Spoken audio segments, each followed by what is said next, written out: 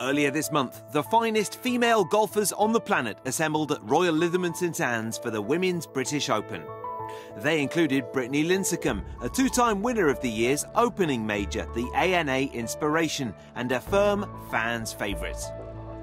2018 has certainly been an interesting year for the 32-year-old, as Anna Whiteley found out when the pair caught up for a chat while walking Lytham's famous 18th hole. It's wonderful to see you, as always. You're playing so well once again. You're such a consistent player on tour. And here we are at the Women's British Open. You must be feeling confident. I am. Link-style golf is something we only get to play one time a year, so it's hard to kind of prepare for it and get ready for it. It's always windy and raining, and it's hard to get ready. So yeah. I'm thinking the sun is out already, so we're already doing better than most years. Yeah, you're one of the longest hitters on tour. You're lethal with the driver. But when it comes to links golf, how do you have to adapt your game? It's very challenging because, especially around the greens, I don't really have the bump and run shots. I'm watching a lot of my pro-am partners today hitting the bump and run 8-irons and pitching wedges, and I'm trying to use the lob wedge. So it doesn't work out sometimes, but you kind of just adapt. It's the shot that I hit all year on tour, so yeah.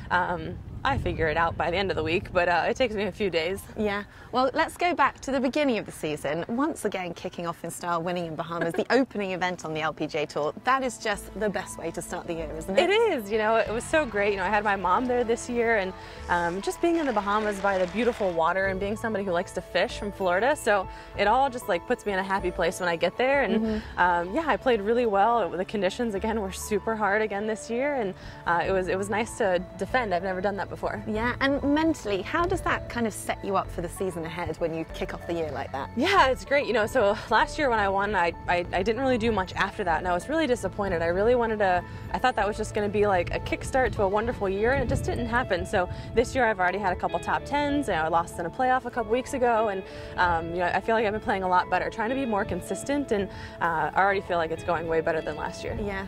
Well, let's look at a moment in your year, which is a pretty historic moment for any female player. Only the 6th woman to tee it up on a PGA Tour event. Phenomenal. Just to have that opportunity, it's so cool. We had a great time. Everybody was so nice. It was cool just being inside the ropes with the guys. Yeah. I had a blast.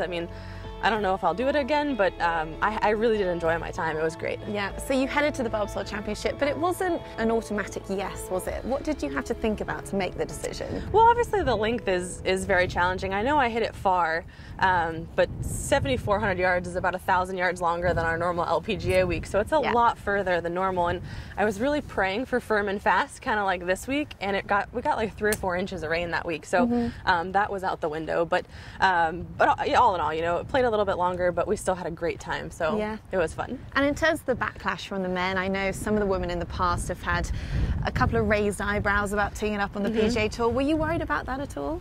A little bit. More social media, I guess, because you just never know how fans are going to take it. And, when I came out and announced at the U.S. Open that I was going to accept, I made sure everyone knew that I wasn't doing it to compare myself to the guys. I just wanted to go have a good time and try. And I always thought, when Annika or Michelle, we have done it in the past, I thought it was super cool. So, so I think, and then everyone from the LPGA was super nice. They were coming up to me, sending me text messages. Did Annika or Michelle give you any advice about teeing it up? Not so much Michelle. She said she really couldn't remember. It was so long ago. She was about 14. I know, exactly. But I did call Annika the night before, and I just want to talk to her more for the mental side of it and how to kind of calm myself and relax on the first tee, because it was going to be so much different than normal. So she gave me some great advice on how to calm myself on the first tee and kind of relax a little bit. Fab. Well, I'll let you hit your second shot. So this was all happening during the Open Championship over at Carnoustie, and I imagine you're a big fan of the men's game, but what did you learn as a woman teeing it up on the PGA Tour?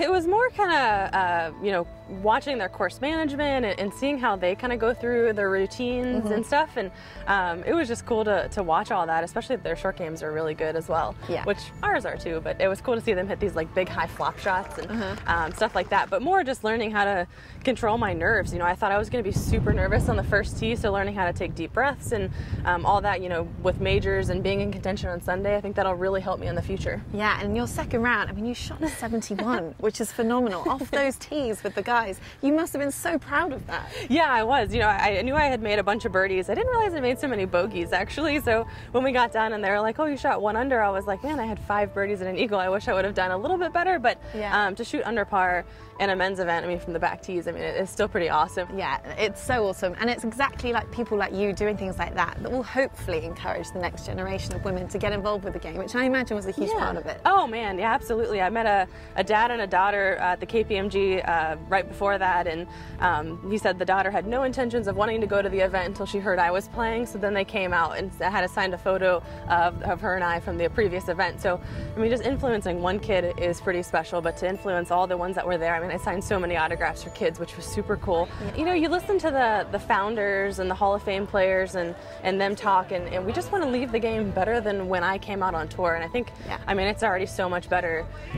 Anything I can do to go sign an autograph, even if I have to go out of my way to go do it, it might be that one autograph that maybe gets them into the game of golf or maybe gets them interested in playing. So I do as much as I can. Yeah, and it was really interesting. I was reading you talking about how important it is for girls and boys to play together when they're younger, because that will only make the girls strive harder to be like the guys. Absolutely. You know, 15, 16 years ago when I was playing junior golf, we didn't have a girls team, and so now there's multiple high school girls teams and organizations that get girls involved with the game of golf. And I think because there's so many more guys that play, that the guys' games are just a little bit better, so it's great for girls to practice with them and learn from them and even play from the back tees. I feel like when you go play your normal junior tournaments and you get to move up a tee, it's that much easier. Yeah, no, you're such a brilliant role model. And before I let you finish off your part, you're already a 2-time major champion, but what would you love to achieve over the next 5 years or so of your career? You know, there's definitely tournaments that I still haven't won that I would like to win. I mean, this week the British Open would be great, the US Open would be great, and just enjoying it. You know, I'm still having a great time out here, still pretty young and get to travel the world. So it's I'm super blessed and I can't complain. Brittany, you're a star. Thank you so much. Thank Brittany you. Lincicome.